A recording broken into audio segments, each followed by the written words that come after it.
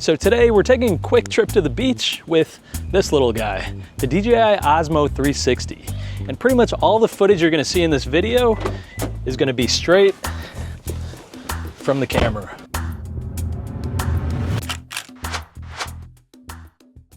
So I've been a huge fan of 360 cameras even when they first came out, when the image quality really wasn't all that great. That's why I'm so impressed with how sharp this image is.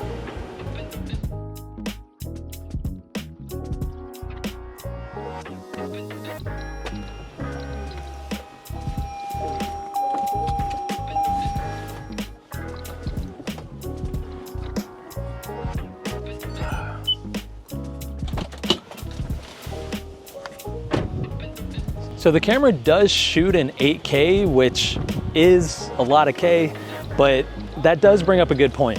When you crop in an image, it's not gonna be quite as sharp, but for social media, it really is more than enough. So for platforms like TikTok and Instagram, you can post in vertical, but you can also reframe it as horizontal for things like Facebook.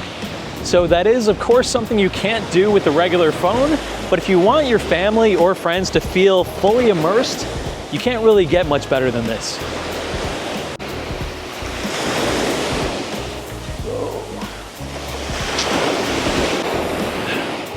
All right, so one thing that really helps in terms of feeling fully immersed is good audio. The mics on the DJI Osmo 360 are really good, but you can also add an external mic easily. So this is the Mic 2, but also the Mic Mini and the DJI Mic 3 also work easily. And as you're recording with this, you can also record ambient audio, so that helicopter over there. And you can also record ambient audio as a backup on the camera itself. Now, we all know that one of the worst feelings is forgetting your memory card at home right after you drive somewhere. So the great thing about this camera is it actually has built-in memory, so it's got 105 gigabytes, which means you get almost an hour and a half of shooting. So the great thing about that is the battery can easily handle that. So you get 100 minutes of recording 8K video, but there's another thing. So this battery is the same exact battery as the DJI Osmo Action 3, 4, 5, and 6. So that means you can use the same battery if you have those cameras in this camera. So that is really nice because most companies, they have you buy a new battery every single model, but with this, you can just use the same battery.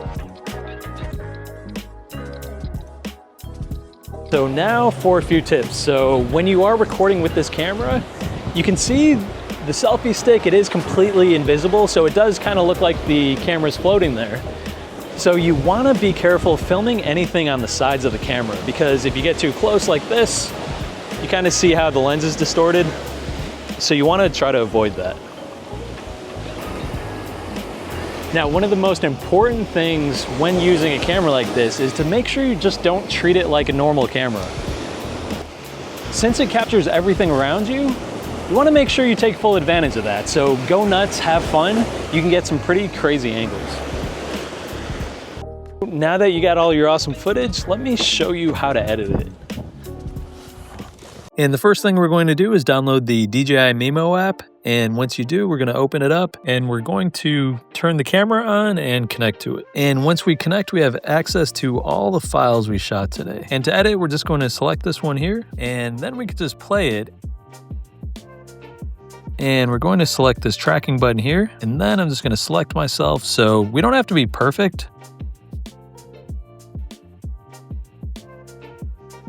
So you can see how easy that was. Everything is edited for us. And if we don't like the tracking, we could always add our own motion as well by using these keyframes. We can zoom in, zoom out. We can really do just about anything we want. So that's what's so great about 360 cameras. Now, if we want to edit a hyperlapse, we can also do that as well. So a hyperlapse, it's essentially just a motion time lapse. So play this just to give you an idea of what it looks like. So everything is sped up. So we can see how smooth everything is. And one thing you'll also notice is the way the camera leans into every turn that the car does. So that does make it easier to watch, and it's all done in camera, so you don't even have to edit anything. You can also add motion blur to your hyperlapse, which is a pretty cool effect. So in order to do that, we're just going to select motion blur down here. So it kind of blurs things on the side. Everything does look a bit faster, and I think it's just a pretty cool look. You can also change the intensity, so if it's too much blur, you can always turn it down as well. And in order to export the video, we're just going to select this one that we edited earlier. So we're just going to select this 1080 up here, and we're going to change it to 4K. We're also going to raise the bit rate and also add 10-bit color depth. So that should give us the best possible image quality. And then we're just going to select export, and then it's done.